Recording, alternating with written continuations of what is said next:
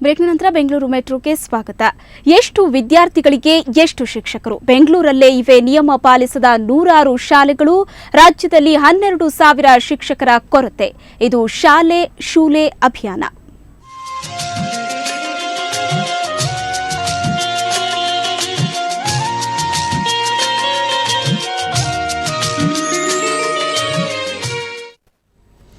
ಶಾಲೆ ಅಂದರೆ ವಿದ್ಯಾರ್ಥಿಗಳು, ಶಿಕ್ಷಕರು, ಶಾಲಾ ಕಟ್ಟಡ ಅಷ್ಟೇ ಅಲ್ಲ, ಅಲ್ಲಿ ಎಲ್ಲವೂ ನಿಯಮದ ಪ್ರಕಾರ ಇರಬೇಕು.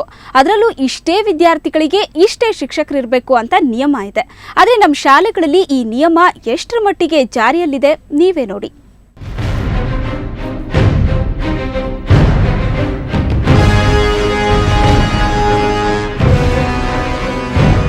ಶಾಲೆ ನಂಬರ್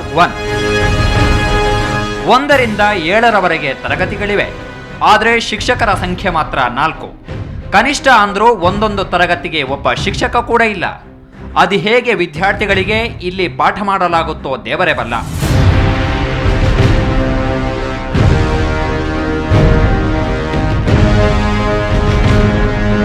ಶಾಲೆ ನಂಬರ್ 2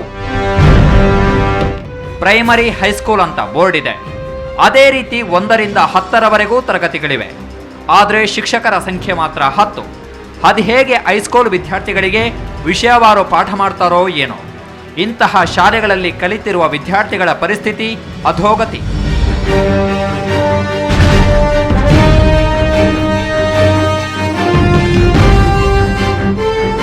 ಈ ಶಾಲೆಗಳು ಬರೀ ಸ್ಯಾಂಪಲ್ ಅಷ್ಟೇ. ಇಂತಹ ಸಾವಿರಾರು ಶಾಲೆಗಳು ನಮ್ಮ ರಾಜ್ಯದಲ್ಲಿದ್ರೆ ರಾಜಧಾನಿ ಬೆಂಗಳೂರಲ್ಲೇ ಇಂತಹ ನೂರಾರು ಶಾಲೆಗಳಿವೆ. ಹಾಗಿದ್ರೆ ನಿಯಮ ಏನ್ ಹೇಳುತ್ತೆ? ವಿದ್ಯಾರ್ಥಿ ಮತ್ತು ಶಿಕ್ಷಕರ ಅನುಪಾತ ಎಷ್ಟಿರಬೇಕು? ಇಲ್ಲಿದೆ ಡೀಟೇಲ್ಸ್. ಒಂದು ಪ್ರಾಥಮಿಕ ಶಾಲೆಯಲ್ಲಿ 40 ವಿದ್ಯಾರ್ಥಿಗಳಿಗೆ ಒಬ್ಬ ಶಿಕ್ಷಕ ಇರಬೇಕು.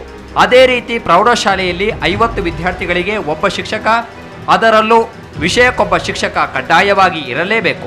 ಇದು ನಮ್ಮ ರಾಜ್ಯ ಶಿಕ್ಷಣ ಇಲಾಖೆ ಮಾಡಿರುವ ಅನುಪಾತದ ನಿಯಮ.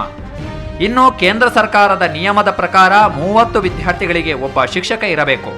ಈ ನಿಯಮ ಉಲ್ಲಂಘನೆ ಶಾಲಾ ಆಡಳಿತದ ಸಮಸ್ಯೆಯಲ್ಲ, ಶಿಕ್ಷಣ ಇಲಾಖೆಯ ಆಡಳಿತ ವ್ಯವಸ್ಥೆಯ ವೈಫಲ್ಯ.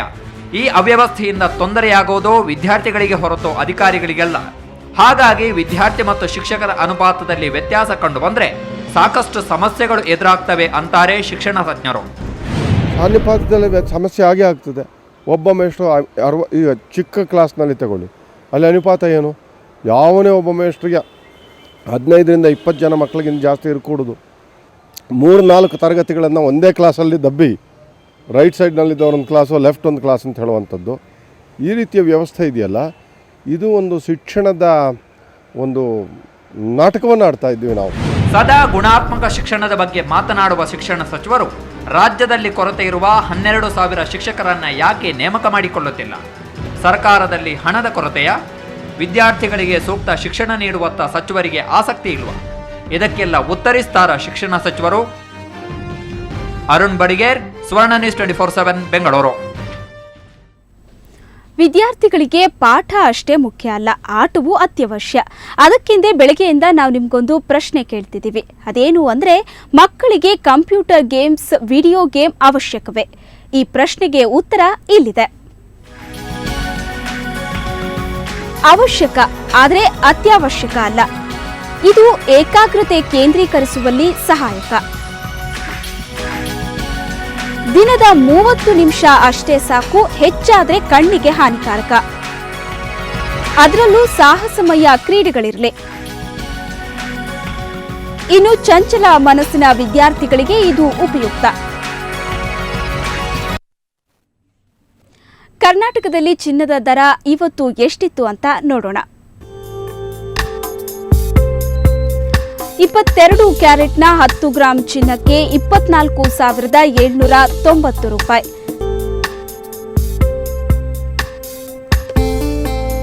ನಿನ್ನೆಯ ದರಕ್ಕೆ ಹೋಲಿಸಿದ್ರೆ ಇಂದಿನ ದರದಲ್ಲಿ 240 ರೂಪಾಯಿ ಏರಿಕೆಯಾಗಿದೆ. 24 ಕ್ಯಾರೆಟ್ನ 10 ಗ್ರಾಂ ಚಿನ್ನಕ್ಕೆ 26,990 ರೂಪಾಯಿ.